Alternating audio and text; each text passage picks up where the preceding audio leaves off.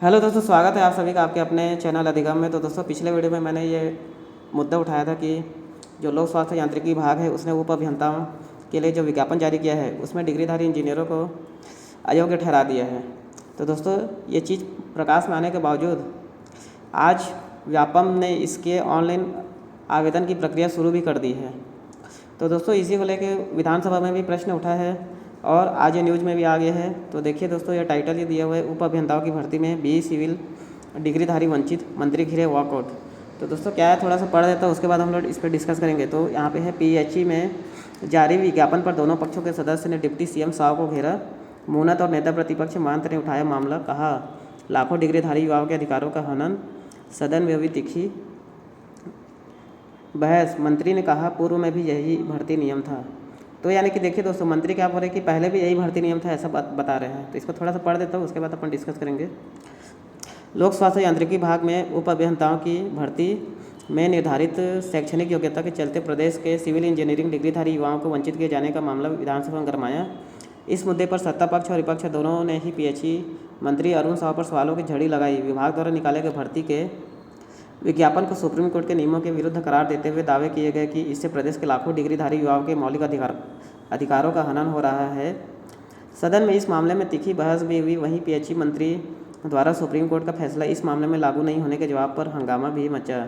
वहीं मंत्री के गोलमोल जवाब से असंतुष्ट विपक्ष ने सदन से बहिर्गमन भी किया। तो देखिए दोस्तों, सदन से वॉकआउट कर दिए हैं।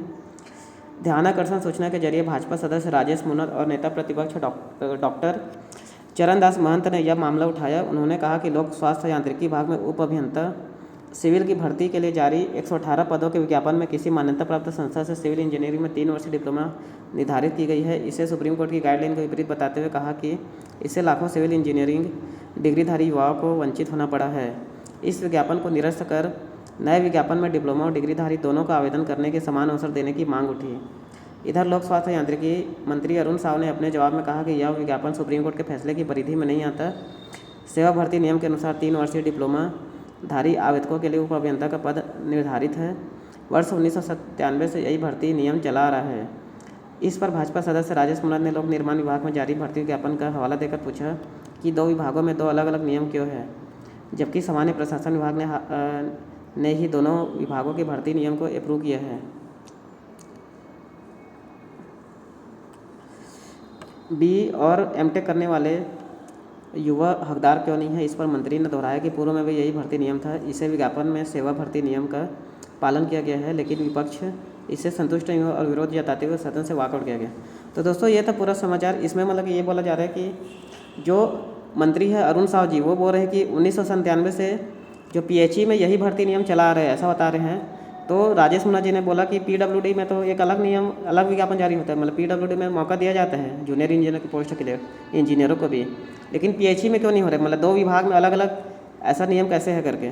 तो वो वही बोल रहे हैं कि जो सुप्रीम कोर्ट ने भी अभी हाल ही में कहा था कि जो बड़ी डिग्री है, बड़ी डिग्री कभी भी बाधक नहीं हो सकती करके, है ना। किसी नीचे पोस्ट के लिए कभी बड़ी डिग्री बाधक नहीं होती, ऐसा करके अभी सुप्रीम कोर्ट का भी डिसीजन आया है। तो सुप्रीम कोर्ट का नियम इसमें लागू क्यों नहीं किया गया करके। तो अरुण साव जी यही बोल रहे हैं कि सुप्रीम कोर्ट का नियम इसमें लागू नहीं हो पाएगा, क्योंकि 1997 से यही भर्ती नियम चला आ रहा है। और बोला गया है कि पहले भी इसी तरह से भर्ती होती रही है, ऐसा करके उन्होंने अरुण साव जी ने जवाब दे दिया है। लेकिन दोस्तों, बाकी लोग इससे सहमत नहीं हुए और उन्होंने क्या किया, वॉकआउट कर दिया है सदन का।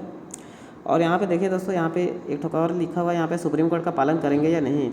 तो नेता प्रतिपक्ष डॉक्टर चरणदास महंत ने पीएचई मंत्री से पूछा कि वे सुप्रीम कोर्ट के निर्णय का पालन करेंगे या नहीं। कांग्रेस सदस्य उमेश पटेल ने कहा कि आगे चलकर सहायक अभियंता के पदों में बढ़ा गया पाएगा, डिग्रीधारी नहीं होने से विसंगतियाँ आएगी, सीधी भर्ती और पदोन्नति के पदों में अनुपातिक तालमेल नहीं होगा। तो दोस्तों, इसमें सीधा कहा गया कि अगर ऐसा रहा तो फिर बहुत बड़ा गैप आ जाएगा करके। और डिग्रीधारी नहीं होने से जो क्वालिटी है उसमें भी क्या है, बहुत ज़्यादा अंतर आएगा, और जो बाद में पदोन्नति होगा उसमें भी फिर तालमेल नहीं बैठेगा करके। तो ऐसा करके इन्होंने अपना पक्ष रखा है चरणदास महंत जी ने। तो दोस्तों, ये सब है पूरा विवाद का मसला यही है दोस्तों कि डिग्रीधारी इंजीनियरों को उप अभियंता की पोस्ट के लिए पीएचई योग्य नहीं ठहरा रहा है। तो दोस्तों, आप लोगों को क्या लगता है बताइए।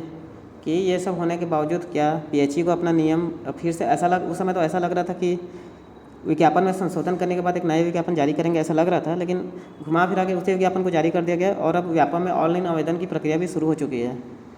तो दोस्तों आप लोग को क्या लगता है, आप लोग कमेंट बॉक्स में ज़रूर बताइए कि क्या ये सही हो रहा है, या फिर सिविल वाले लोग को डिग्री बी सिविल वाले लोग को जूनियर इंजीनियर के पोस्ट के लिए योग्य मानना चाहिए कि नहीं मानना चाहिए, कि अगर नहीं माना जा रहा है तो क्या सही है ये, आप लोग बताइए दोस्तों कमेंट बॉक्स में। मिलते हैं अगले वीडियो में। इस पर और कुछ अपडेट चाहिए होगा आप लोग को तो बताइएगा कमेंट बॉक्स में।